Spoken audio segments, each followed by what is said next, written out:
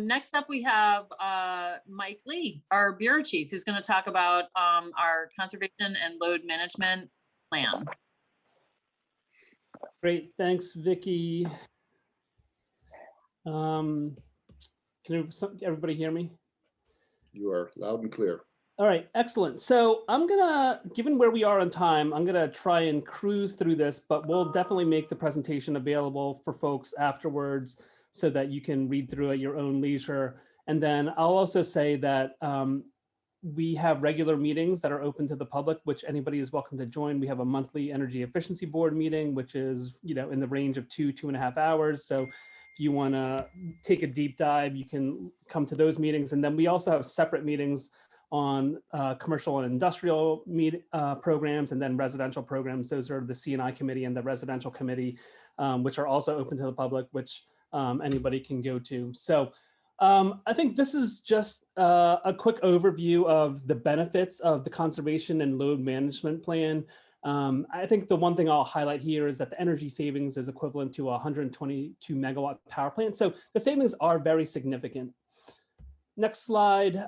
This just highlights, the basics of what the plan is, and we'll go into a little bit more detail a little bit later. But I think the thing to highlight here is the second bullet. We invest roughly $250 million a year on energy efficiency and demand response programs. The vast majority of that money goes towards energy efficiency programs. The next slide. This slide just captures some of the changes that we made from the 2020 to 21 to the 2021 plan. As Deputy Commissioner Hackett mentioned, we do tend to make changes from one year to the next in the interim years. And we'll talk a little bit about our next 3-year plan coming up. But just to highlight some of the changes for 2021. In 2020, we spent a lot of time creating new equity metrics, and some of those equity metrics will be implemented in the 2021 plan. And the equity metrics essentially direct the utilities about how to spend the money and how to ensure that the participation in the programs is equitable as it's defined either by DEEP or the Energy Efficiency Board. There's a continued emphasis on reaching low and moderate income customers in distressed environmental justice and hard to reach markets. We're continuing to address barriers to participation in the residential programs from renters. So we're working on a bunch of activities there to increase participation from renters. And we're also continuing to address the barriers to adoption of heat pumps. So that's been an ongoing challenge as well. The next slide just talks a little bit about some of the changes that we've made as it pertains to the commercial programs and how businesses and industrial facilities and manufacturing facilities can participate in the programs. So I'll just highlight a couple things. One is the second bullet, which is a small manufacturers initiative that we're undertaking this year, along with the third bullet, which is a new market segment focused on agricultural customers. So, and then I think there's a couple other things on HVAC modernization and heat pumps, and really just getting these commercial buildings to adopt some of the technologies that we've been also focusing on the residential sector. And these are a bunch of the changes that we have for the residential programs going forward. So I think I'll just maybe highlight a couple of things. One of the things is 1, 2, 3, 4, 5, the fifth bullet. We've asked the utilities to explore the idea of providing a residential energy efficiency concierge service. So I think what we find now is that residential customers have lots of questions, and they often don't know who to ask and don't know who to trust for the answers to those questions. And, especially so when the HES or the HES contractors go to a house, they have a certain set of specializations and they know about certain things, but they don't know about everything that pertains to energy efficiency in residential customers. And so they often ask the HES vendor about heat pumps. And, most of the HES vendors don't install heat pumps. And so they're not that familiar with the technology. And so we're trying to figure out, what is a way that, we can really educate customers who are thinking about energy efficiency and investing in energy efficiency. So this slide is really focused on education and creating a sustainable workforce. So, one of the things that we're really interested in is how do we ensure that the clean energy workforce is considered as a career path for people that are entering the workforce or even younger than that, and then B, like we're trying to identify what are the needs and what are the opportunities for DEEP and the broader state government to invest so that we are developing the workforce of the future. I think one thing for those of you might be familiar with, we used to have the Energize CT Center in North Haven, Connecticut. That facility was closed, and we're trying to figure out how do we more effectively reach more people with educational programming. And we're right now focused on mobile educational exhibits. We're near the end of the procurement process there, and so the utilities will be rolling out these mobile educational exhibits that will sort of travel around the state. One of the challenges with the Energize CT Center, which was great, which is that it really it was hard for people to travel from the far reaches of the state. And so this mobile version will make it easier to reach a broader set of residents and people within the state. One of our other new focuses is on better community engagement and outreach. So there will be a new customer engagement initiative that the utilities will start sometime in the next year. And some of you have probably heard that we've asked the utilities to launch a community engagement initiative to engage our municipal partners. And so we're in the process of finalizing some of the elements of that community engagement plan. And so if you are representing a municipality and would like to weigh in, please do email us. Julia Dumaine did drop the general DEEP email address into the chat. So if you're looking for that, or you can always email me or Donna Wells. We're also going to be standing up a working group looking at various elements of the home energy score, which is related to one of the legislative items that the Deputy Commissioner mentioned. Right now, if you participate in the HES program, you are offered the ability to have a home energy score, which is great, it's at no charge, which is doubly great. So we're also trying to figure out how do we streamline some of the processes and ways to improve the home energy score. So that'll be ongoing. For those of you that aren't familiar, I'll just quickly highlight a couple things that we have an energy efficiency board, and you can see the various members of the efficiency board here. And the board makes recommendations to DEEP, and then DEEP has the final approval of what is in the energy efficiency and demand response plan and the programming that the utilities offer. So as the Deputy Commissioner mentioned, we're looking to expand participation on the board. And then, as I mentioned earlier, there are a bunch of public input meetings. And so if you're interested in energy efficiency, there are a myriad of ways to get involved. And all of this information, for the most part, is you can find it on the Energize CT website, which there's a link to later on in this presentation. Here's what the cover of the plan looks like, and just the quick highlights. Every plan is a 3-year plan. So the plan that we're in stretches from 2019 to 2021. So this is the last year of the current plan. And we're currently in the process of planning the next 3-year plan, which will cover 2022 to 2024. So folks that are interested in this planning effort, you're welcome to participate. The Energy Efficiency Board is planning for at least 2 stakeholder input meetings that will help us, that will help inform the plan. So this is, in case you're curious about like what do the energy savings look like over time, this slide just lists the energy savings over time. I won't go into it since we're a little bit short on time, but you can find it here. And the other place to look for information, if you're interested in the detailed information about like how much an individual program saves, you can go to the Energy Efficiency Board / the Energize CT dashboard, which has graphics and charts, sort of like the one that you see here. And you can like dive deep into any number of different programs that are there. And then the Energize CT website also has a variety of other pieces of information that you might find useful. So as I mentioned, we have an active demand response program, or a set of programs in the conservation and load management plan. There are a set of demand response programs for residential customers, and then there's a separate set for C&I customers. And so the most popular way to participate in the residential demand response program is through the purchase of a smart thermostat. So for those of you that have a Nest thermostat or an Ecobee thermostat, those are the kinds of smart thermostats that also allow you to participate in the demand response program. And if you're not familiar with what demand response is, we have a whole separate set of slides that sort of is like the introduction to what demand response is, and we'd be happy to provide that to anybody. Just feel free to shoot us an email or put it in the chat. So for those of you that haven't met Kate Donatelli, she covers our residential programs for the Conservation and Load Management Plan, and Donna Wells covers the commercial and industrial programs. And so if you're interested in anything, just feel free to drop a note into the chat, and Kate is monitoring and she'll make sure that we follow up with you.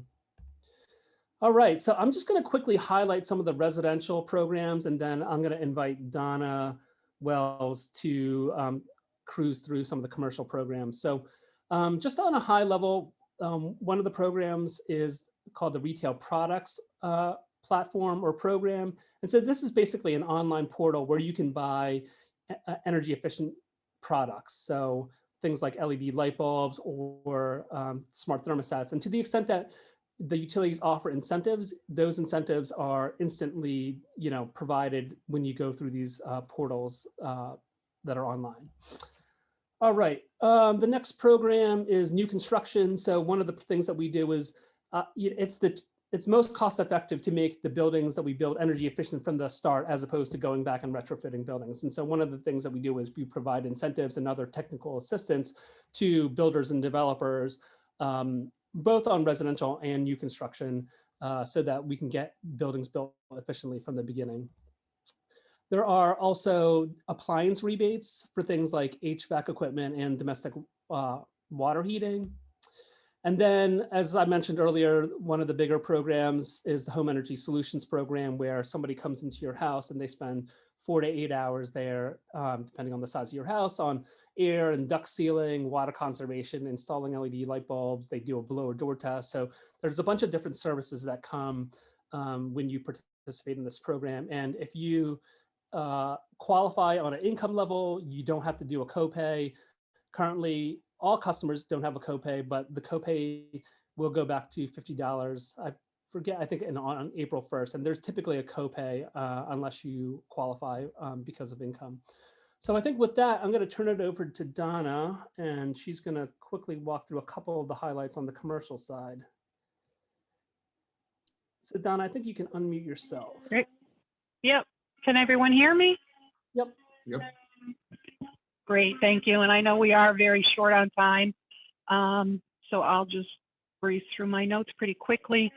Mike earlier talked about many of the changes and the updates that we're doing to the programs, and these are really based, they're additions or refinements to our existing programs. And just about half of our usage in the state of Connecticut is from our commercial and industrial customers. So they also contribute to the fund. So it's, we have programs from them as well. Just a reminder, while the programs are managed by the utility, the services are provided by a wide variety of contractors. So it really does impact the workforce in Connecticut. And then within the programs, they're broken down by usage as well as business type, and they really are able to be customized to the approach to the customers. So I basically have 4 slides here. Mike, are you still running the show? Yes. So the first one is our energy conscious blueprint. And basically this program targets those customers who are at a point in time where they need to make a buying decision. So they're building a new building, they're doing a big rehab, a piece of equipment failed. This is their decision time, and this is where we want to make sure that we get in there and are able to influence them to purchase more energy efficient products. And then the next slide, Mike, is our Small Business Energy Advantage program. And this goes along with our Energy Opportunities program. These are 2 programs that we really focus going out to customers and encouraging replacement of measures even before they reach their end of life. Typically, depending upon the measure that we're looking at, there can be a variety of things that it would be cost effective to the business to actually go ahead and replace things. So these go out. This uses in our small business. We actually have vendors under contract so that we can also provide the businesses with on-bill refinancing to help pay for the measures. So we're trying to make it very easy for small businesses to participate in the programs. Many times they don't have the expertise on board or the capital to do things up front. So we've kind of packaged the whole thing to try and make it as easy as possible. And along with that, for the larger customers, we call it energy opportunities, and it's very similar. Contractors work with customers in looking at replacing their equipment ahead of time to actually help customers save money. It may improve processes, may improve lighting that improves, quality or efficiency. And then our final program, sorry, skip the slide. Mike, you want to go to, so we just talked about energy opportunities a bit. And then the next slide, we also have a variety of programs that we package under our business and energy sustainability. And these are different types of things that really get more into the behaviors or the operations of our commercial and industrial customers and help them improve that. So rather than just, going in and replacing lighting or air conditioning, we really get in there and we talk, we have a program called Prime, where we actually work with them on lean manufacturing techniques to see if there's ways they can save energy and save time on producing their products. We're also very interested in retro commissioning or continuous commissioning if customers have energy management systems to help improve their operation of the building's management system. And we also can focus on operation and maintenance services, where this can help customers improve the energy efficiency of their operations.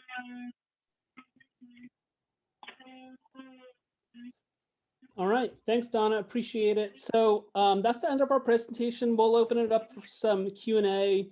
And I did notice some questions that have come through in the chat, which I think are particularly relevant. So let me try and highlight those, but then Bernie, feel free to shout out any that I missed. But, there was a question about expanding these programs to customers of municipal utilities. So unfortunately, we can't do that. The customers, these programs are funded by customers. And so basically, if you're a UI or an Eversource or a CNG or SCG customer, you pay into a fund and which provides the incentives. So, but what I will say is most municipal utilities do have their own programs. And so you should contact your municipal utility to either see what programs they offer, or you should weigh in and ask them to offer different programs that better suit your needs. There's a comment about like a big backup on the HES program.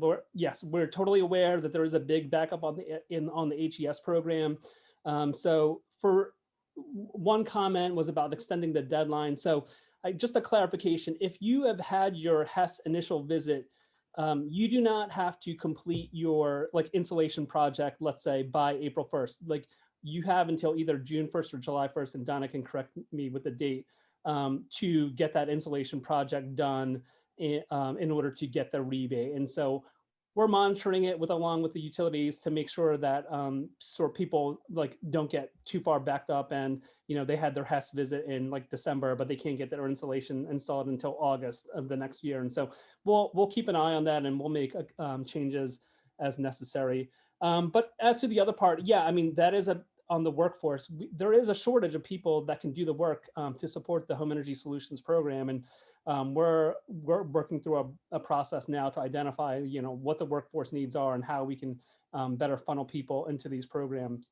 So Okay, so Ron from Eversource has confirmed that insulation can be installed and submitted by June 30th.